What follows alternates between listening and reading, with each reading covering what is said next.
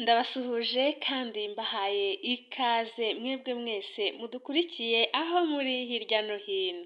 Uyu munsi tugiye kuvuga ku mazina nk'uko mwari mwabidusabye muri benshi. Amazina atatu meza ajyanye agezweho y'abana b'abakobwa ndetse n'andi y'abana b'abahungu. Turanayandika nk'uko mwari mwabyifuje kandi turanavuga ubusobanuro bwayo. Niba utarabonye igice cya mbere nagusaba kugira ngo uze kuza kureba ayo mazina twari twavuzeho mbere kuko nayo ni amazina meza cyane. Ndashimira cyane mwebwe mwese mwamaze gukora subscribe, muri abantu beza cyane. Hanyuma nawe utarayikora ngusaba kugira ngo ukoreshe uyu mwanya ukandeho kuko ntacyo bisaba, ni ugukandaho gusa ukaba uduhaye iyo support cyangwa se iyo nkunga yo kugira ngo umuryango wacu urusheho kugenda uba mugari. Ndagushimiye cyane ko wemeye kubikora. Twihuse cyane rero, izina rya mbere twabahitiyemo ni Atete Ozi Kendra. Atete ni izina ry'ikinyarwanda, kwifuriza umwana guteta mu muryango, kumva aguwe neza mu muryango.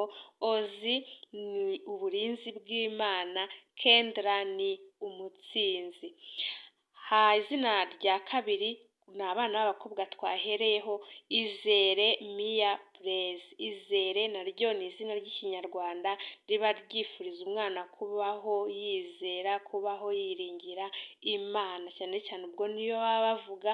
Mia bivuze ukunzwe, hanyuma Blaise bivuze kwifuriza umwana kubaho ashima Imana, ashyira hejuru Imana, cyane cyane iyo bitaye amazina nk'Abanyarwanda cyane cyane baba baganisha ku Mana. Izina rya gatatu ni Arakaza Eva Christa. Arakaza naryo ni izina ry'ikinyarwanda cyangwa se n'ikirundi, amazina y'Amanyarwanda n'Amarundi ajya asa. Rero arakaza ni ukwifuriza umwana ikaze mu muryango, kwifuriza umwana kwisanga. Eva bivuze ubuzima, bivuze umubyeyi, nyina w'umuntu. Hanyuma Christa bivuze uwasizwe. Izina rya gatatu ni Irakoze kandi Jackson. Irakoze n'ubundi ni ugushimira Imana ko itanze uwo mwana. Irakoze kandi bivuze umwamikazi. Jackson bivuze igikorwa Imana yakoze yohereza umwana wayo Yezu Kristo mu bantu. Ni ukuvuga ngo kuriya kwigaragaza kw'Imana mu bantu, icyo gikorwa nicyo kijyanye n'iryo zina Jackson. Birumvikana ko ari izina n'ubundi ry'Abakristo. Izina rya gatanu ni Abayo Gianna Host. Abayo n'ubundi ni ukuvuga ngo abantu b'Imana. Gianna bivuze Imana igira ubuntu. Host bivuze umugati Abakristo bahabwa bibuka urupfu rwa Yesu Kristo. Izina rya gatandatu ni Irisa Holy Syria. Irisa ni Imana yisa, Imana yihariye. Holy bivuze kwifuriza umwana kubaho ubuzima bwera, kubaho ubuzima Imana ishaka. Ni ukuvuga ngo Holy ni uko Imana irera, Imana ni Imana yera. Iyo wise umwana Holy rero uba uri nko kumwifuriza kubaho ubwo buzima bukeye, bwejejwe, ubuzima Imana yifuza kubamo. Syria bivuze imbaraga z'Imana. Izina rya karindwi ni Umucyo Vera Sheila. Umucyo ni umucyo, n'izina ry'ikinyarwanda, hari akazuba, umunsi ukeye cyangwa se ahantu hakeye, umucyo. Vera bivuze kwizera, Sheila bivuze umunyembaraga. Twihuse rero ku bana b'abahungu, izina rya mbere twahisemo ku bana b'abahungu ni Gwira Iris Zoe. Gwira ni ukwifuriza umwana kuzarumbuka cyangwa se kuzagira abandi bantu bamukomokaho akagwira. Iris bivuze Imana ni Imana. Zoe bivuze ubuzima bw'iteka. Izina rya kabiri ni Iratwe Jordan Kenny. Iratwe n'ubundi ni Imana iratwa, ishyirwe hejuru.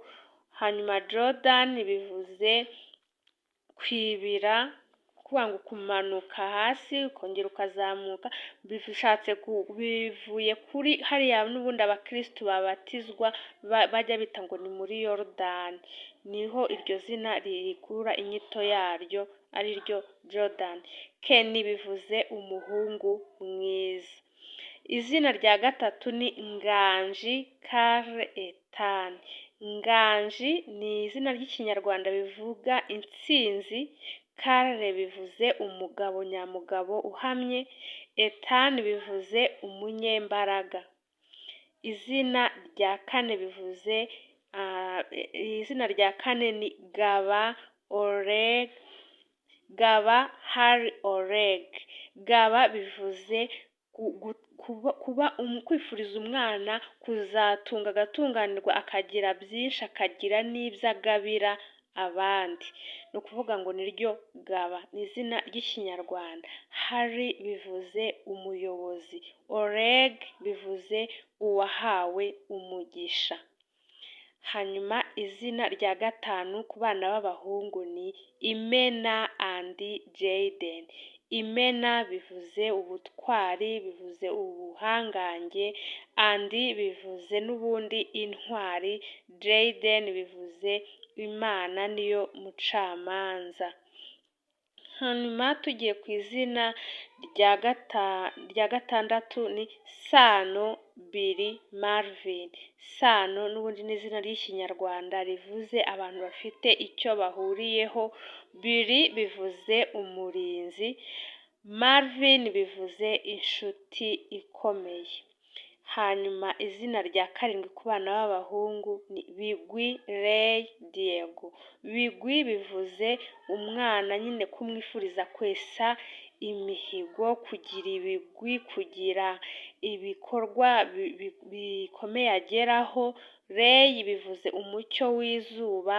Diego bivuze umuyobozi cyangwa se umunyembaraga. Uyu munsi rero ni ayo mazina twari twabateguriye, tubifuriza kugira ngo mukomeze kugira ibihe byiza mwese aho muri hirya no hino, kandi tubasaba gukomeza gukurikira ibiganiro byacu tuzajya dushyiraho umunsi ku munsi, kandi mukora like, mukora na comment, kugira ngo tujye turushaho kubona ko muri kumwe natwe.